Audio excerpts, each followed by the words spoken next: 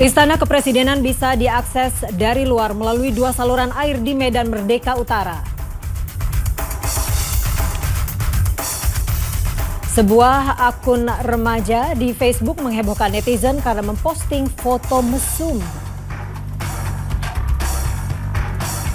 Solusi maraknya Pak Oga, Basuki Cahayapurnama akan pekerjakan Pak Oga sebagai pembersih bus Transjakarta.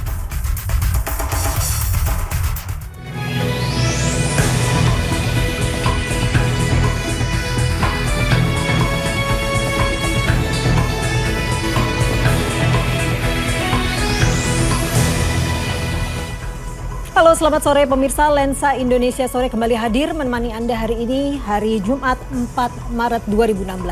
Bersama saya, Ines Sujono, inilah Lensa Indonesia Sore.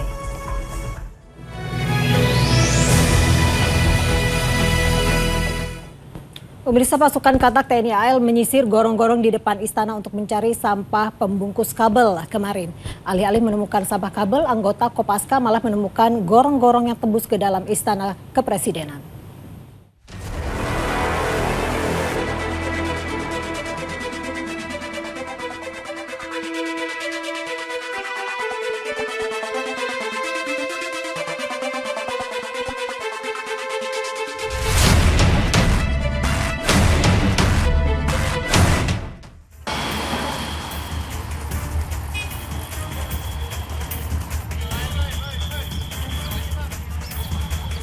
Tak ada yang menyadari gorong-gorong di depan Istana Kepresidenan ini diduga terhubung langsung ke dalam istana.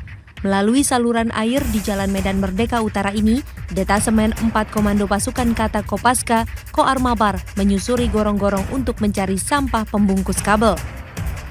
Namun alih-alih menemukan sampah kabel, Kopaska malah menemukan terowongan yang terhubung ke Istana Presiden.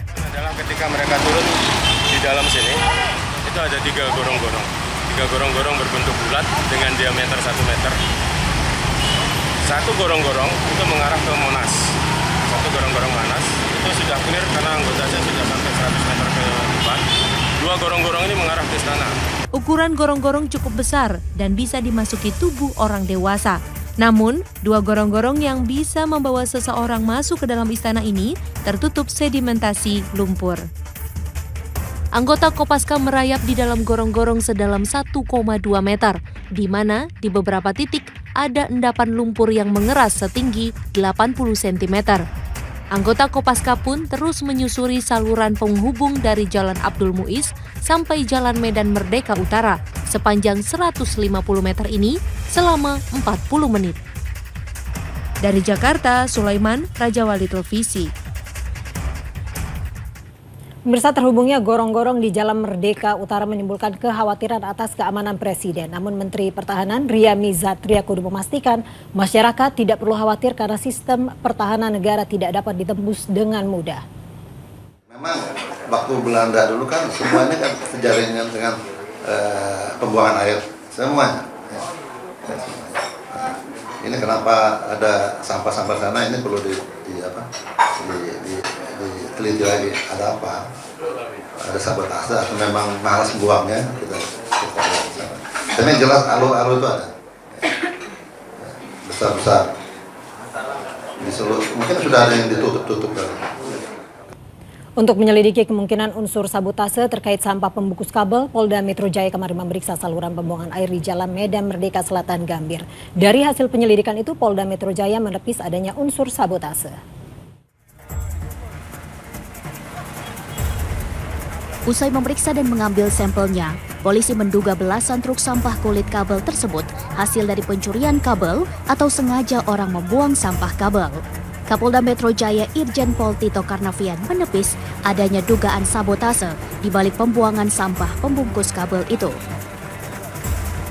Dari hasil penyelidikan tim di lapangan, Kapolda Tito menjelaskan dugaan sabotase sangat kecil karena diketahui kabel itu milik PLN yang seratnya lebih besar. Caranya, ini kabel-kabel ini kita duga yang tumpukan adalah kabel PLN, bukan kabel Telkom. Kabel PLN isinya itu ada logam, kemudian ada tembaga dan timah. Lalu kabel Telkom isinya serabut-serabut kabel kecil-kecil yang ditumpuk menjadi ratusan mungkin kabel. Nah, kalau ini batangan yang PLN, nah, kita melihat bahwa bungkusannya persis sama dengan yang kasus tahun 2015. Namun, justru pihak PLN membantah bahwa gulungan kabel itu bukanlah milik PLN.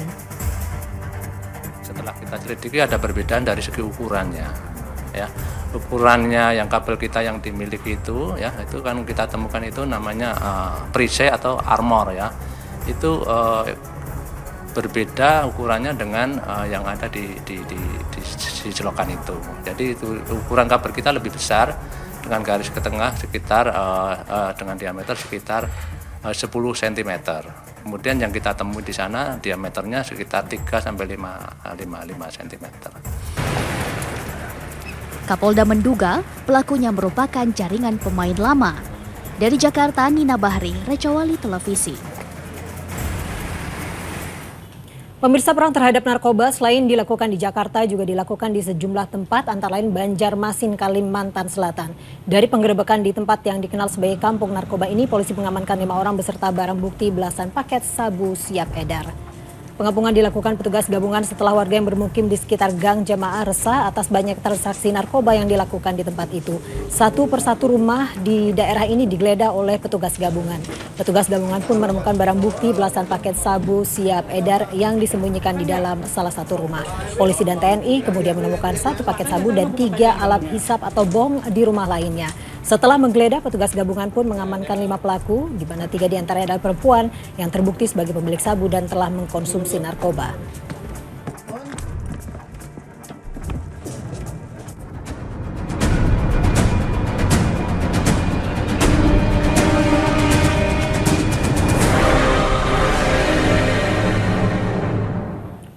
Sebuah akun remaja berumur 15 tahun di Facebook menghebohkan netizen karena memposting foto mesra. Pemilik akun rupanya menjual nama sebuah sekolah di Cilamaya, Karawang, Jawa Barat karena baik guru maupun siswa tidak ada yang mengenal foto di akun tersebut. Foto mesra remaja 15 tahun berinisial ISN di Facebook membuat warga Cilamaya, Karawang, Jawa Barat menjadi geger. Pemilik akun mengaku berasal dari sebuah sekolah negeri tingkat pertama di daerah ini. Postingan remaja berinisial ISN membuat heboh karena memuat adegan intim antara ISN dan pacarnya. Namun ketika kami mengunjungi sekolah yang disebut pemilik akun, tidak ada satupun yang mengenalinya. Nggak tahu, tapi kata kepala sekolah SMP tidak ada, Pak. Iya, dari 7 sampai kelas 9 itu udah nggak ada data yang namanya Una. Tapi ada di Bansal. Setelah menuai kritikan di Facebook, sejak malam tadi akun ini sudah tidak muncul lagi di jejaring sosial ini. Facebook memang memiliki kebijakan untuk tidak toleran terhadap muatan pornografi, khususnya jika remaja terlibat di dalamnya. Dari Karawang, Jawa Barat, Asep Saipul Falah, Rajawali Televisi. Akun ISN di jejaring sosial Facebook membuat Komisi Perlindungan Anak Indonesia resah atas pornografi di kalangan remaja. Padahal pemerintah telah mencanangkan revolusi mental dalam nawacita pembangunan Indonesia. Melacak, selain sudah ditutup, kita sudah kirim ke panelis di Kominfo, sedang dilacak sebenarnya ini siapa profilnya, kan kayaknya Jawa Barat di Kerawang gitu, apa benar apa tidak, tapi kan harus penulisannya agak lebih panjangnya. Ya sedang dalam proses dan kita menghimbau anak-anak itu harus tahu loh mana yang boleh, mana yang enggak. Nah, itu yang penting menurut saya, mana yang mengandung pornografi dan tidak. Kapal LCT Rafflesia 2 tenggelam di Banyuwangi, Jawa Timur dan proses evakuasi saat ini masih terus dilakukan. Lensa Indonesia Sore segera kembali.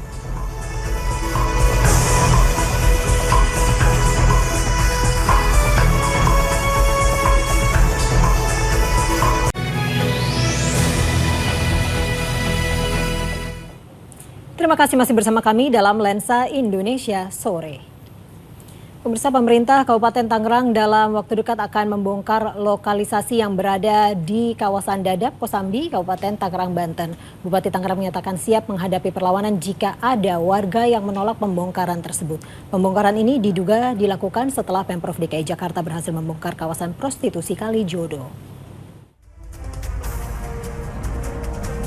Kawasan Dadap merupakan salah satu tempat lokalisasi dan perjudian yang berada di Kosambi, Kabupaten Tangerang, Banten, dan hanya berjarak beberapa kilometer dari Kalijodo, Jakarta. Siang hari, kawasan ini terlihat biasa saja. Identitas asli lokasi yang disebut kawasan prostitusi ini baru terlihat menjelang sore hingga dini hari. Tempat-tempat yang beroperasi pada malam hari tidak hanya menyediakan minuman keras, tapi juga wanita penghibur seperti PSK. Bupati Tangerang bahkan telah berkoordinasi dengan pihak Polres Tangerang yang siap mengerahkan 4.000 pasukan guna mengamankan pembongkaran tempat bisnis prostitusi yang terbentang sepanjang Kali Prancis itu. Pada saat nanti penertiban tidak ada PSK yang nanti malah beralih ke kecamatan-kecamatan lain. Eksodus gitu. Eksodus. Dan kita tetap akan berkoordinasi, rapat koordinasi lintas sektoral dan berbagai pihak terkait untuk menyelesaikan dan membahas masalah Dadap ini. Karena ini tidak bisa hanya unsur kepolisian dan TNI. Bupati Tangerang Ahmad Zaki Iskandar membidik kawasan Dadap untuk dijadikan sebagai lokasi Islamic Center dan pusat kuliner. Polisi juga telah melakukan pendekatan kepada masyarakat setempat guna menghindari bentrok saat pembongkaran berlangsung. Dari Tangerang, Banten, Andrianto, Raja Wali Televisi. Pemirsa, kapal LCT Rafflesia 2 tenggelam di Selat Banyuwangi siang tadi. Hingga saat ini proses evakuasi masih terus berlangsung dan belum dipastikan adanya korban jiwa dalam peristiwa ini. Ya, pemirsa, seperti yang tampak pada layar televisi Anda, inilah detik-detik tenggelamnya kapal LCT Rafflesia 2. Kapal ini tenggelam siang tadi sekitar pukul 1 siang. Kapal LCT Rafflesia 2 mengalami kebocoran dan miring. Kapal kemudian tenggelam di lokasi tersebut. Kapal Rafflesia 2 diketahui berangkat dari Gilimanuk, Bali, menuju ke Tapang, Banyuwangi, Jawa Timur. Kapal ini mengangkut 2 unit truk besar, 4 unit tronton, 1 unit mobil pickup, 18 unit truk sedang, dan 4 kendaraan kecil. Jumlah kendaraan mencapai 25 unit. Hingga saat ini upaya penyelamatan masih terus berlangsung. Tim SAR mengerahkan kapal karet dan kapal KMP serta meminta bantuan nelayan di sekitar lokasi kejadian. Belum diketahui berapa jumlah penumpang yang ada di kapal ini.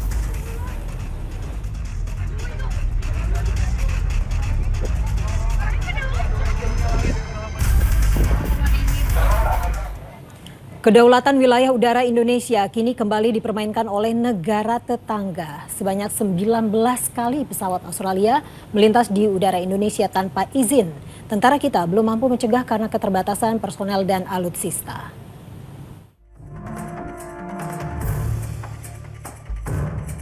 Radar TNI Angkatan Laut di Saumlaki, Maluku melacak 19 kali per hari wilayah udara Indonesia dilewati oleh pesawat tempur Australia tanpa izin. Namun, Menteri Pertahanan masih akan mendalami terkait pelanggaran teritori ini. Kalau sudah jelas dengan saya akan bicara dengan Menhan Tanah. Ada apa, kan begitu. Kalau saya belum tahu koordinasi sana, saya nggak jelas, ngomong nggak jelas bagaimana koordinasi. Wilayah udara Indonesia memang beberapa kali telah dilanggar oleh negara tetangga. Padahal hal ini menjadi ancaman bagi kedaulatan Indonesia. Sayangnya, proses pembuktian pelanggaran kedaulatan juga terbilang rumit. Menurut saya ada masalah yang agak rumit gitu loh. Karena sebenarnya itu kan AU tidak bisa melakukan apa-apa tanpa izin dari Kementerian Luar Negeri. Nah, yang saya tahu kalau di lapangan, masalahnya kadang-kadang Kementerian Luar Negeri itu kalau dilaporkan data seringkali juga menanyakan bentuk fisik foto. Selain itu, biaya yang dikeluarkan untuk melakukan intercept atau penurunan paksa pesawat asing juga membutuhkan biaya yang tidaklah murah. Karena tindakan intercept membutuhkan pesawat tempur yang biaya bahan bakarnya bisa mencapai miliaran rupiah. Dari Jakarta, Tim Liputan Raja Wali Televisi. Salah satu indikasi adanya pelanggaran wilayah kedaulatan Indonesia adalah tertangkapnya posisi pesawat asing dalam radar militer. Radar militer memiliki kemampuan lebih dalam hal ini jika dibandingkan dengan radar sipil. Salah satu radar militer yang dimiliki oleh TNI adalah Satrat 211 Tanjung Kait yang berada di Tangerang, Banten. Radar ini menggunakan radar Thomson buatan Perancis dan merupakan generasi ketiga. Radar ini dapat menampilkan data arah pesawat, jarak dan juga ketinggian pesawat. Radar ini mampu bekerja di segala kondisi baik siang maupun malam. Jangkauan radar ini mampu mencapai hingga ke Pulau Natal Australia hingga ke Samudra India.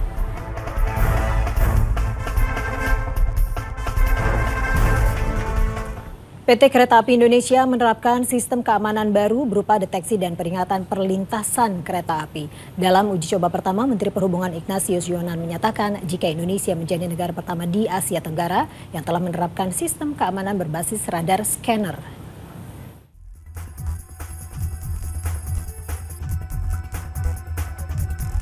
Indonesia mengembangkan sistem deteksi dan peringatan di perlintasan kereta api. Sistem ini menggunakan radar scanner untuk mendeteksi hambatan yang ada di sekitar perlintasan.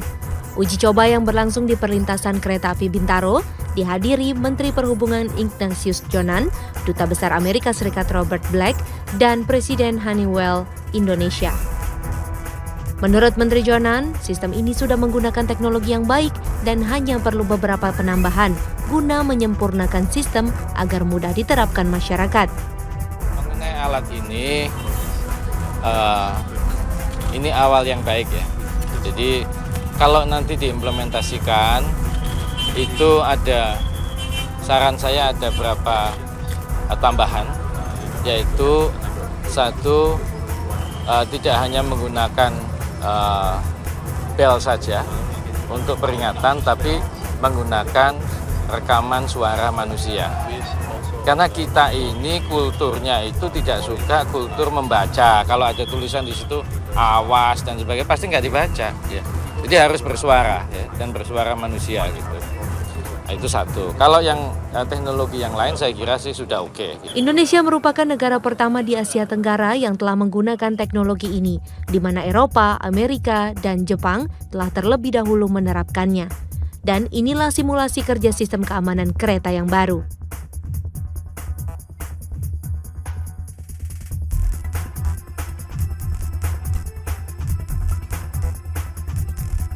Seringkali para pejalan kaki maupun kendaraan bermotor nekat menerobos jalur lintasan sehingga menyebabkan kecelakaan. Ini adalah zona pertama di mana ketika pejalan kaki melewati zona pertama maka alarm akan bunyi dan juga running text menandakan tanda berbahaya akan muncul. Dan juga ketika pejalan kaki masih nekat di jalur kedua maka alarm juga akan bunyi yang menandakan pejalan kaki harus mundur kembali. Dan hal itu akan membuat para pejalan kaki untuk mundur dan berlaku sikap mentaati peraturan. Dan diharapkan sistem ini dapat mengubah behavior dan juga mengurangi angka kecelakaan. Dari Jakarta, Nova Nayantaka, Trihartomo untuk Raja Wali Televisi.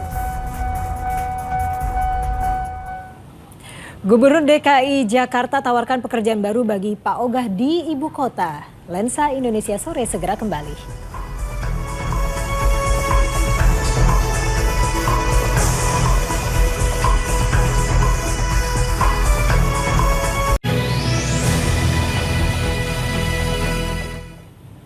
Pemirsa Pilkada, terima kasih masih bersama kami dalam Lensa Indonesia Sore. Ya, pemirsa, Pilkada DKI masih berlangsung tahun depan, namun para calon yang akan maju di Pilkada DKI sudah melakukan penggerakan. Salah satunya ketika pentolan grup band Dewa, Ahmad Dhani terlihat melaksanakan sholat Jumat bersama calon lainnya Yusril Iza Mahendra. Inilah pertemuan antara Ketua Umum Partai Bulan Bintang Yusril Iza Mahendra dengan Ahmad Dhani di rumah Ahmad Dhani di Jalan Pinang Emas 3 Pondok Indah, Jakarta Selatan. Kedua tokoh yang ingin maju dalam Pilkada DKI 2017 mendatang sebagai calon gubernur ini pulang bersama menuju rumah Ahmad Dhani setelah melaksanakan sholat Jumat. Kedua tokoh ini memang telah menyatakan diri akan maju dalam Pilkada DKI Jakarta. Kalau gerobok itu setia ada rodanya. Tapi kalau gerobok ada roda tapi ada tempat buat sandaran namanya lenge. Perkembangannya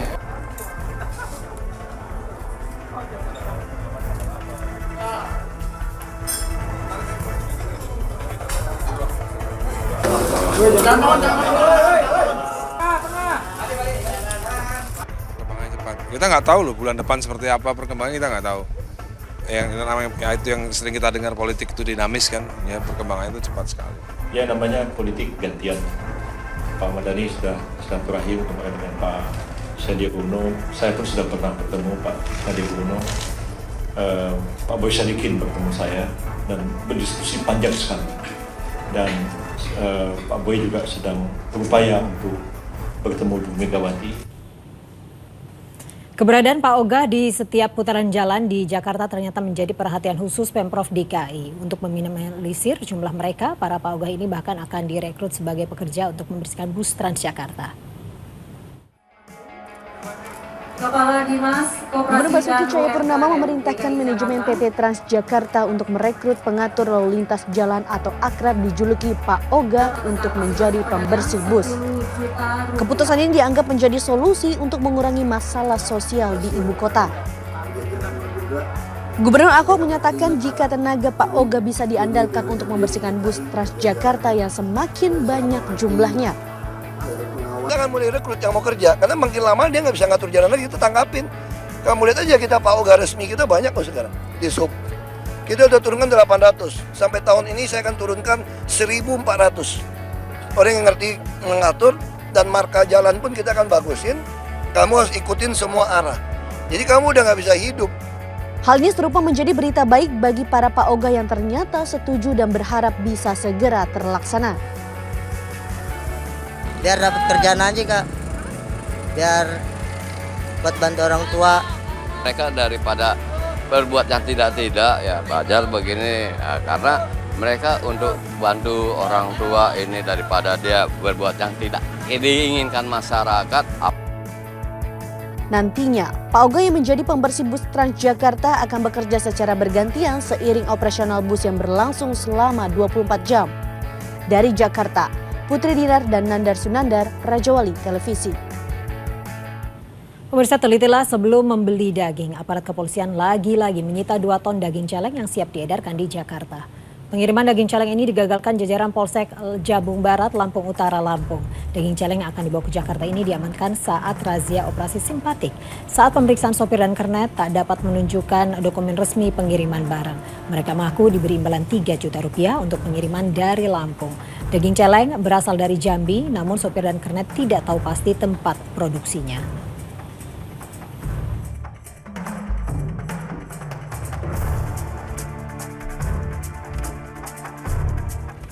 Pemirsa, Gerald Butler, pemeran King Leonidas di film 300 kembali beraksi dalam film fantasi berlatar belakang zaman Mesir kuno yang berjudul Gods of Egypt. Film ini berkisah tentang seorang pencuri yang tak sengaja menjadi seorang pahlawan dan harus berjuang untuk menyelamatkan umat manusia dan cinta sejatinya.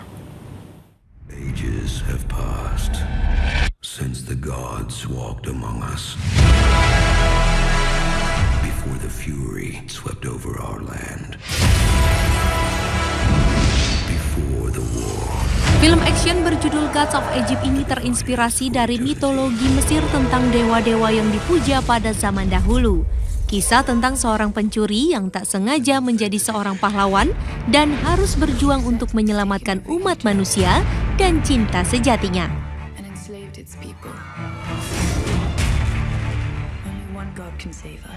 But not without his eyes. Steal from a god. Dunia dalam bahaya akibat ulah dewa jahat bernama Set yang diperankan Gerard Butler. Beck bahkan harus meminta bantuan dari dewa Horus untuk menemukan permata dewa Ra agar penglihatannya yang dirusak dewa Set bisa kembali.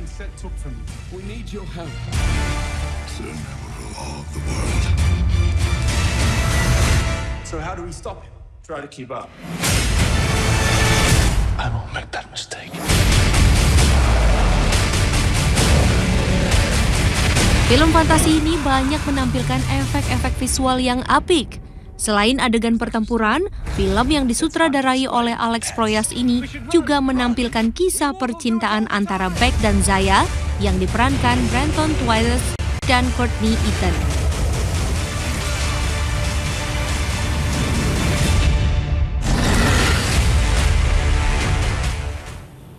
Ya pemirsa, cuplikan film Gods of Egypt tadi sekaligus mengakhiri jumpa kita dalam Lensa Indonesia Sore pada hari ini.